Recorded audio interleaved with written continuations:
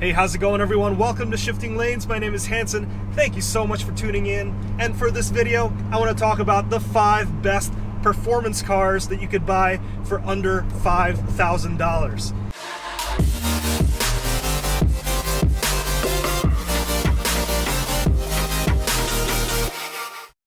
Now, first of all, $5,000 is not a lot of money to buy a car. It is a lot of money in real life, but when you're buying a car, $5,000 doesn't really buy you very much. So this was kind of a tough list for me to create. So in order to come up with this list, I use sites like Car Gurus, Auto Trader, Auto Tempest, Craigslist. This is not a sponsored video or anything, but I'm just laying out the tools that I normally use when I try to find used cars. So for example, the car that I'm driving in right now, which is the best performance bargain you can find, that is under $5,000. I found this car using those sites. So yeah, $5,000 is not a lot of money when it comes to buying cars. So I have a couple of rules. First one, they have to be fun to drive. Now your idea of fun is probably different than mine, but fun is fun. It's fun in the twisties, or maybe it's fun in a straight line, or it could be both. Number 2, it has to come in a manual transmission. And I say this because of a couple of different reasons, really. First, a manual transmission is more fun to drive. I mean, let's all be honest here. You're watching this probably because you're an enthusiast, so you prefer to row your own gears. And number 2 is that manual transmissions are, at least when we're looking at performance cars and used cars, chances are they're more expensive than their automatic counterparts, even though when they were first sold, the manual transmission is a little bit cheaper, usually about $1,000 cheaper. But now, since manuals are more rare, they're more highly sought after, chances are it's going to be a more expensive version than their automatic counterparts. And then number 3 is that it has to be working when you buy it. Now, I know some of you might say, well, I could buy a 2015 Corvette for like $0. Like a kite. Love the way your sandy hair. Like a kite. It can't be a burnt pile of ash. It has to be working when you get the key. You could drive it home, maybe in a couple of weeks or something it breaks down, but it has to be working when you buy it. So with that said, there are a couple of dangers when it comes to buying cars under $5,000. First of all, they're probably pieces of shit. These cars are super old. They're probably near or over the 20-year mark.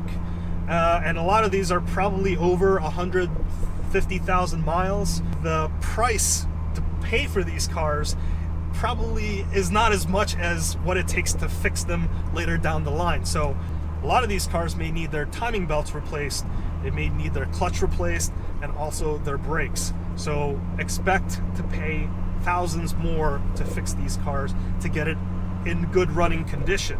So with that said, you've been forewarned that even though these cars may cost $5,000 or less, it's definitely going to cost more than that to keep it running or make it into a reliable daily driver. Let's get going with the video. The very first car on this list is, you want to take a guess? Because you probably guessed right. It's the Mazda Miata. I knew it! After searching on these various sites, you could probably spend around $1,500 to $4,000 and get yourself an NA or even an NV Miata. It's a lightweight car. It's like 2,000 pounds for an NA platform, and it has a really nice engine for the weight. It also has a nice 50-50 weight distribution, so you really can't complain about that. That is a perfect sports car.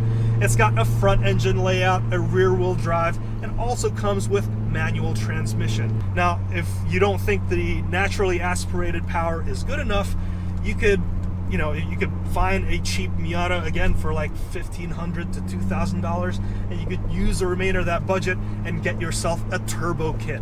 So there's kits like the Flying Miata kit, which will put down at least 250 horsepower to the rear wheels. If you want to know more about that, we've actually driven a Flying Miata kit and a Miata I'll link to it up here, but that was such a fun car to drive.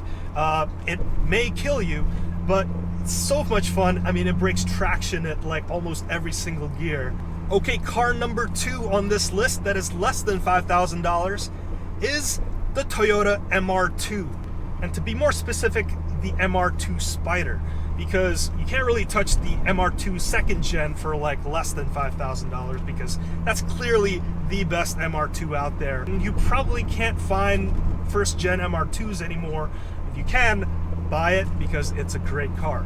But there's plenty of MR2 Spiders that you could get for less than $5,000. They're usually found between $4,000 to $5,000, which is great for the money.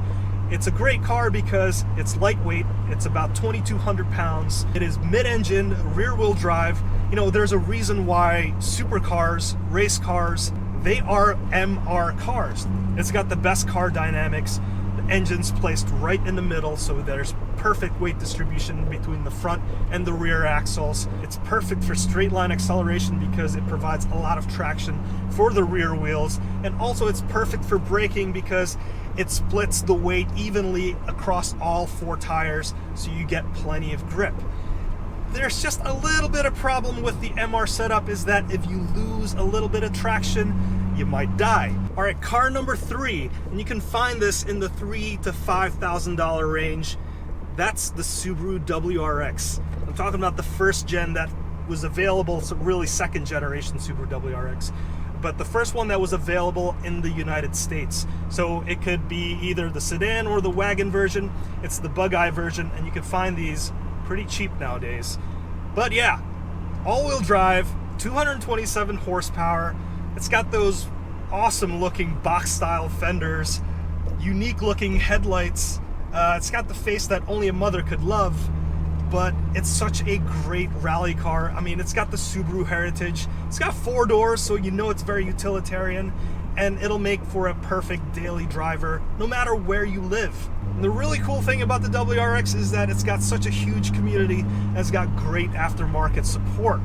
And of course, you can't go wrong with the unequal length headers. The WRX just makes such a unique sound. You just put a catback on that thing and it sounds perfect. Now, car number 4, and this is probably the most plentiful because no one really searches for these, and there's a huge stock of them just ready for you to pick it up. And you can find these anywhere between $4,000 to $5,000, and that's the Mini Cooper S. These cars are front-wheel drive. The S means that it's supercharged. It's a 1.6 liter supercharged engine and makes 168 horsepower. And these are the ones that you want to buy because it makes 53 more horses than the base version of the Mini Cooper. These are great cars. These are great handling cars. And if you're lucky, you might get an LSD installed on the front axle of the car. There's really no good way of telling which one it is. You could probably look it up by the VIN numbers, but this was an option that you can install when you're buying the Mini Cooper. And just because it's front-wheel drive doesn't mean that it's not fun. You could actually have a ton of fun in front-wheel drive cars. They have totally different driving dynamics, and some might say that it's even more fun to drive it around the track. Usually it just involves a lot of burying of the gas pedal.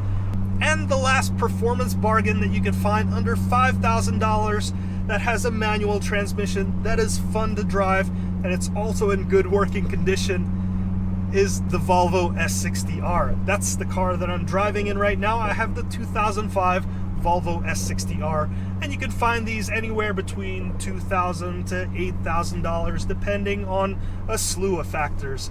Now, there's a niche following on these cars, and a lot of them like our YouTube channel. Thanks for joining us, by the way, and thanks for subscribing to us. If you haven't subscribed already, please do it right now.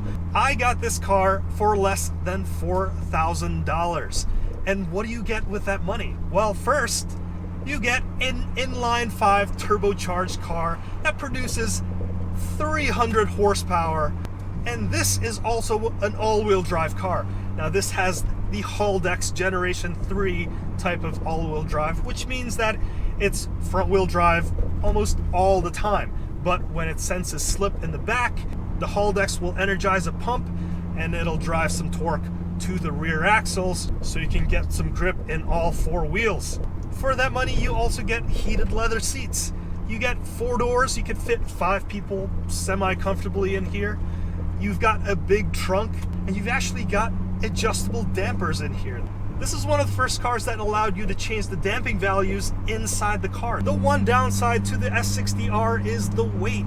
Now, even though it has 300 horsepower coming from the inline 5 turbocharged engine, there is a lot of weight to carry around, and a lot of it is over the front wheels. So you might say that this is not the perfect car for, say, autocrossing or taking it to the track. With that said, if you want to see more action on this S60R, please make sure you subscribe, because I'll be taking this car autocrossing. Wait, what? So what did you guys think about the 5 performance cars under $5,000? It's a short list, it's a tough list to create, but I'm pretty sure you guys have other opinions, so please let me know in the comments below if you have another car that is under $5,000, is fun to drive, has a manual transmission, and is also in good working condition when you bought it for less than $5,000. That part is very important. So if you're a new viewer to this channel, welcome. I hope you enjoyed the video, and if you did, please consider giving it a thumbs up down below. Also hitting that subscribe button and hitting that notification bell so you can get notified anytime we make a new video. There's a ton of stuff going on in the Shifting Lanes channel. We review new cars, and this being the early part of 2019, we have a bunch of cars that we still have to review, and we have to edit those videos so you guys can watch those videos. We also have a lot of project cars, all of them being Volvos at this point, but I have the Volvo S60 R, and I'm trying to make this into an autocross car, so that should be a really fun journey. Gregson has the wagon version of this car, and that is the Volvo V70R. And if you're interested in the Volvo C30, we also have that. Chad has that as his project car, so if you're interested in seeing any of those cars, check out the playlists linked down below. With that being said, I want to thank you guys so much for joining me in this video. I hope you learned something. If you want to support us even more, please consider visiting our Patreon page, which is linked down below. Now, we don't take any money out of our Patreon page. We reinvest everything back into these project cars so we can continue making all of this different content for you guys. If you want to support us in a different way, you can check out our teespring.com storefront, which is also linked down below.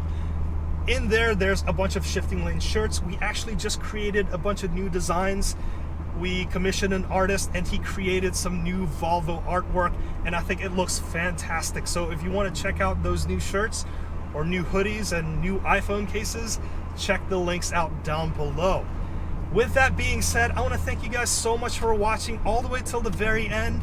My name is Hanson, and this has been the 2005 Volvo S60 R, probably the best performance bargain you could buy under $5,000. And yeah, I'll see you next time.